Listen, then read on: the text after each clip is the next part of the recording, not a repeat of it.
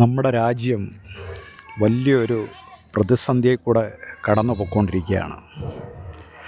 യുദ്ധം എന്ന് പറഞ്ഞാൽ അത് പാകിസ്ഥാനെ സംബന്ധിച്ച് പാകിസ്ഥാൻ നമ്മുടെ മുമ്പിലൊന്നും അല്ലെങ്കിലും ഒരു യുദ്ധം എന്ന് പറഞ്ഞാൽ കോടാനക്കോടി രൂപ ഒരു രാജ്യത്തിന് ചിലവാകുന്നതാണ്. അത് ആ രാജ്യത്തെ ജനങ്ങൾക്ക് എല്ലാം ബാധകമാണ്. നമ്മളെല്ലാം ബാധിക്കുമോ നാളെ? യുദ്ധം ഒന്നിനും ഒരു കാരണം ഒരു ഒരു ഒരു ഒരു പോംവഴിയല്ല. പക്ഷേ ഇത് പണ്ടേ നിന്നുപോയേനെ. ഈ ചൊറിഞ്ഞു നിൽക്കുമ്പോഴേ നല്ല 10 എടുത്ത് അടിക്കണമായിരുന്നു. അതിനെ കഴകത്തുള്ളവനൊന്നും ഇന്ത്യയിലില്ലായിരുന്നു. ഇത്രയും വർഷം ഇന്ത്യ ഭരിച്ച് ഇന്ത്യക്ക് സ്വാതന്ത്ര്യം കിട്ടി. ഈ രാജ്യങ്ങൾ രണ്ടായിട്ട് വിഭജിച്ച് മാറിക്കഴിഞ്ഞപ്പോൾ ഒരു രാജ്യം കണ്ടു ഇവന് സമാധാനം കൊടുക്കത്തില്ല എന്ന്. അവൻ ചൊറിഞ്ഞുകൊണ്ടേയിരുന്നു. ആദ്യമേ ചൊറിഞ്ഞപ്പം നല്ല രീതിയിൽ ഒരു പണി കൊടുത്തിരുന്നെങ്കിൽ നമ്മുടെ കോടാനക്കോടി രൂപ നമ്മളെ ഇന്ത്യ ക്ഷയിച്ചു പോയത് ഈ അയൽരാജ്യം നിന്നിങ്ങനെ ചൊറിഞ്ഞതാണ്. കോടിക്കണക്കിന് രൂപയല്ലായിരുന്നു നമ്മളിങ്ങനെ മുടക്കിക്കൊണ്ടിരുന്നത്.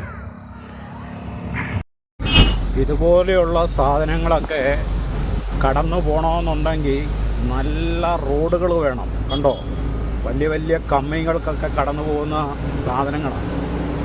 നല്ല റോഡുകൾ വേണം.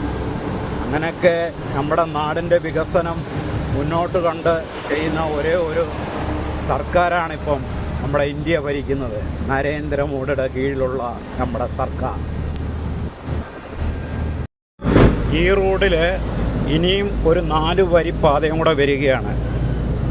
ബാംഗ്ലൂർ സേലം റൂട്ടിൽ 4 വരി പാതയും കൂടെ വരിക. എന്താണെന്ന് ചോദിച്ചാൽ നമ്മുടെ ഇന്ത്യ വികസിക്കുന്നതിനനുസരിച്ച് ഇവിടെ വിദേശ രാജ്യത്തു നിന്നുള്ള കമ്പനികളൊക്കെ വന്നുകൊണ്ടിരിക്കുകയാണ്. അപ്പോൾ അതിൻ്റെ മിഷനറി ഐറ്റംസൊക്കെ കപ്പലിൽ നിന്നിറങ്ങി ഈ റോഡ് മാർഗം വരേണ്ടതായിട്ടുണ്ട്. അപ്പോൾ നമ്മുടെ റോഡ് വികസിച്ചേ പറ്റത്തുള്ളൂ.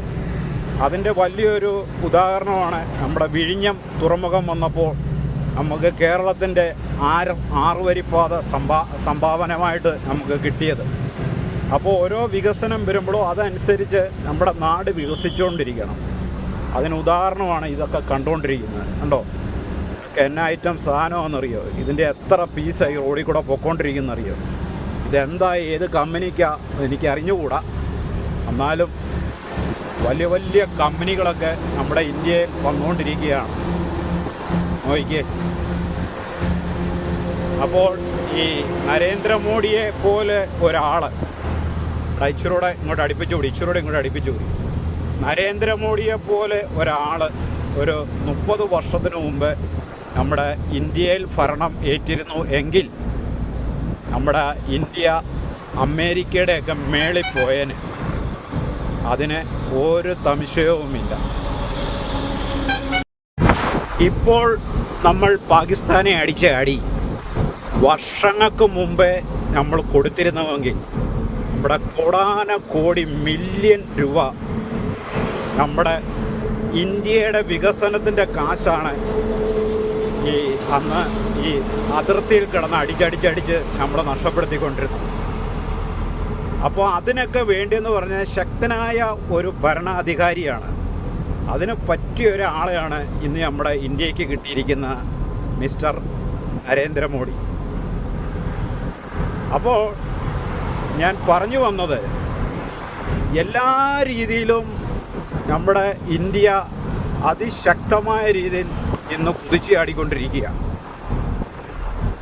അപ്പോൾ അതിന് നമ്മുടെ നരേന്ദ്രമോദി സർക്കാരിനെ നമ്മൾ പിന്തുണയ്ക്കണം.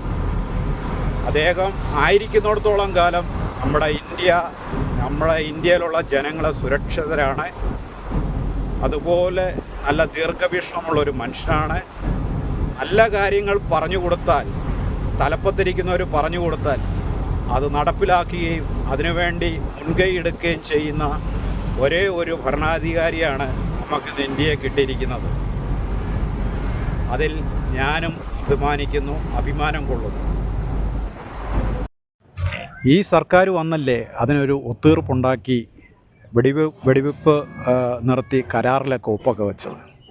അതിന് ശേഷമല്ലേ നമ്മുടെ രാജ്യത്ത് വൻപൻ പാലങ്ങളും റെയിൽവേ സംവിധാനങ്ങളൊക്കെ ഇന്ന് ഹൈടെക് രീതിയിൽ ഇന്ന് കാണുന്ന എല്ലാം വന്നത്. എന്ന് വെച്ചാൽ ആ കാശ് നമുക്ക് സേവിങ് ആയി, അതെടുത്ത് നമ്മൾ മുടക്കാൻ തുടങ്ങി. ഇന്ന് കാണുന്ന എല്ലാ സംവിധാനങ്ങളും അതിന് ശേഷം വന്നതാണ്. അപ്പോൾ അതിനു മുമ്പ് ഒന്നും ഇല്ലെന്ന് നിങ്ങൾ ചോദിക്കും. അതിനു മുമ്പ് ഉണ്ടായിരുന്നതൊക്കെ അറിയാമല്ലോ എന്നാണെന്നുള്ളത്. അപ്പോൾ അതുപോലെ ശക്തനായ ഒരു ഭരണാധികാരി നമ്മുടെ ഇന്ത്യയിൽ ഇന്ന് നമുക്കുണ്ട്.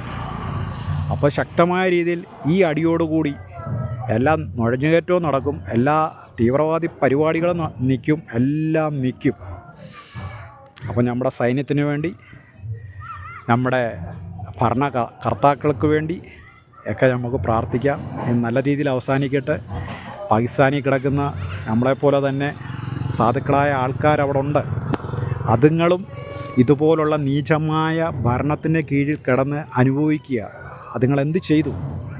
അതുകൂടെ നമ്മൾ ചിന്തിക്കണം. അപ്പോൾ എത്രയും പെട്ടെന്ന് യുദ്ധക്കെടുതികൾ മാറി ഒരു നല്ല ഒരു ഭരണം പാകിസ്ഥാനിലും അവർക്ക് കാഴ്ചവെക്കാൻ, നമ്മുടെ ഇന്ത്യ ഇന്ന് ഭരിക്കുന്ന പോലെ നല്ലൊരു ഭരണം പാകിസ്ഥാനിലും കാഴ്ചവെക്കാൻ